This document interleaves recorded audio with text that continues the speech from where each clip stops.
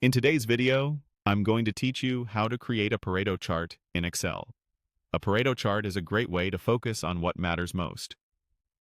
It sorts categories from largest to smallest and overlays a cumulative percentage line, helping you see the vital few contributors at a glance.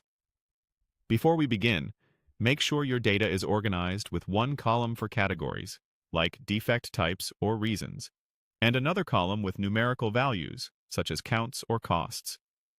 Including clear column headers will make labeling automatic. Start by highlighting the data you want in the chart. Click and drag to select both the category and value columns, including the headers.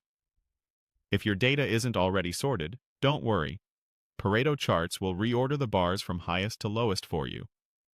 Just double-check that your values are truly numbers, not text that looks like numbers, and that there aren't any blank rows inside the selection, since those can cause odd breaks in the chart. Next, go to the Insert tab on the Excel ribbon. This is where all the charting tools live. In the Chart section, look for the Insert Statistic Chart button. It typically shows a small histogram icon. Click it to open the gallery, and then choose Pareto. Excel will instantly build the chart on your sheet. You'll see vertical bars sorted from the largest category on the left to the smallest on the right. A cumulative percentage line runs across the bars and uses a secondary axis on the right side. That line shows how quickly you approach 80%, which is the classic Pareto principal point. If the first few bars get you close to that line, you've identified your top drivers. Take a moment to make the chart clear and presentation ready. Click the chart title to rename it so it reflects your data. If labels would help, add data labels to the bars or show percentages on the cumulative line so stakeholders can read values without guessing.